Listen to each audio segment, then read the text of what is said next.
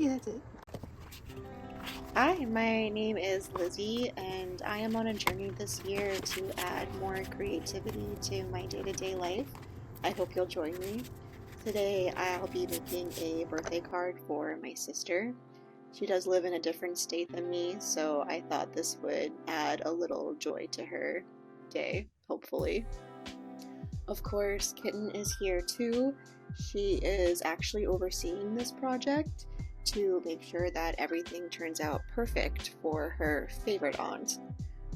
I honestly can't remember the last time I made a card or just some sort of handmade gift for somebody, and I thought that was kind of sad. It was something I did a lot when I was younger. I love being creative, but sometimes I just don't give myself permission to be creative. I really let fear and my fear of disappointment to get in the way, and part of my mission this year is to get over that. So I thought that for this first one, I would do something a little more simple. My sister loves Hayao Miyazaki, so I thought we would make the little suit sprites. That should be pretty easy, right? So I just painted black circles with my paintbrush. I am using watercolor, and while the water is still nice and wet, I just sort of take the tip of my paintbrush and pull the watercolor out so it makes those little spike tips at the end. Then I go in and I start painting these stars in different colors. It is a very loose interpretation of the word stars, okay? Be nice. My husband looked over when I was editing and said that they reminded him of the stars he would paint in preschool, so he meant that in a nice way. Like I said, I love being creative. I never claimed to be an artist, but I just wanted to do something fun and that would get me out of my head and my sister would love. So while these stars aren't perfect, they are going to look a lot better, so trust me, trust the process a little bit with that. We're going to go in with some detail. But even then, if they're not perfect, it's fine. The stars aren't really meant to be perfect.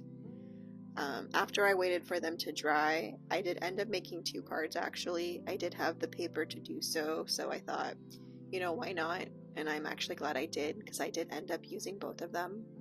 I don't know about you guys, but I do love a good handmade gift. I love receiving handmade gifts.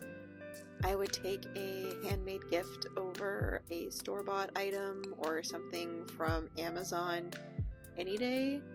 I just love tactile things, when I can run my hand over something and feel the texture of it, when I know someone put in all this effort for me, especially when it's something kind of personal.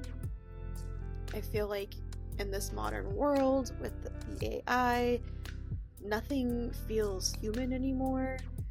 So something like this with its mistakes and its texture and color, to me this is really refreshing. I think with social media too, it plays a huge part in this. I think it kind of scares people away from trying new artistic things. I personally was afraid to put this out there on the internet. There are so many great artists out there, and there are plenty of people that could make a card 10 times better than what I'm making here. But at the end of the day, that wasn't the point. That's not what matters. It was about my joy in creating this. It's about the joy that it's going to bring my sister when she receives it. I did actually end up giving this card to one of my friends at work. She is a huge Studio Ghibli fan as well, and she loved it. This hangs above her computer now, and she's an actual artist. And what I mean by that is she went to art school, she's an animator. This is nothing compared to the things I've seen her make. So I was really scared to give this to her. It felt really amateur next to her skill level. But at the end of the day, she didn't care. She loved it. And now that we can see their little personalities, they're so cute. I did think the background was a little plain, so I thought I would add a little paint splash in the background. And I forgot to add paint to that guy on the left. Thankfully, nothing landed on him, but some did land on the other guy's arm, and that looked a little funky. It turned out fine though, it's fine. But the second card that I did with the paint splatter, I actually did that first before I went in and added the details with the whiteout and the fine tip pen. I did actually like how this turned out better. You can kind of see the paint splash landed on some of the stars. I think it actually gives it a nice texture look.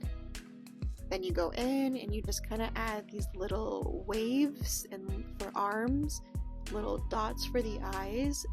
Everything's really simple as far as shapes, so I honestly think anybody could make this. I don't think this is anything too hard or too crazy, and something that people could really enjoy. They turned out really cute. I really like them.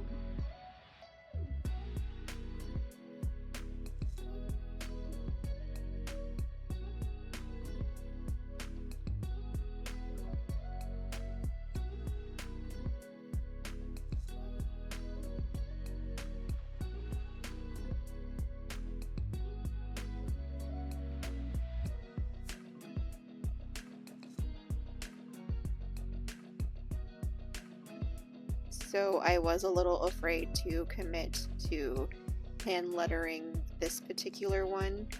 I'm so glad I actually did, because when I went to the thrift store a couple days later, I found the best stamp to work for this project. So it kind of worked out in my favor.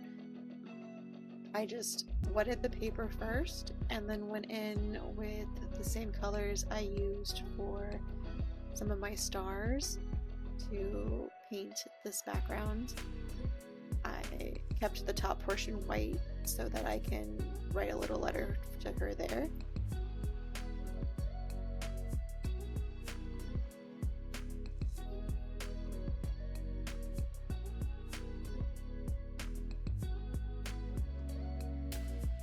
And then I got this stamp.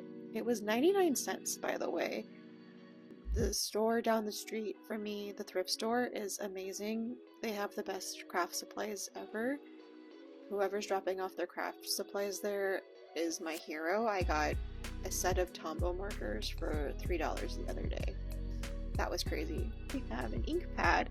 So I just used a Crayola marker, and this kind of stressed me out since it wasn't real ink, and I wanted to make sure it turned out nice, which it actually did, so whew, I can breathe a little bit now.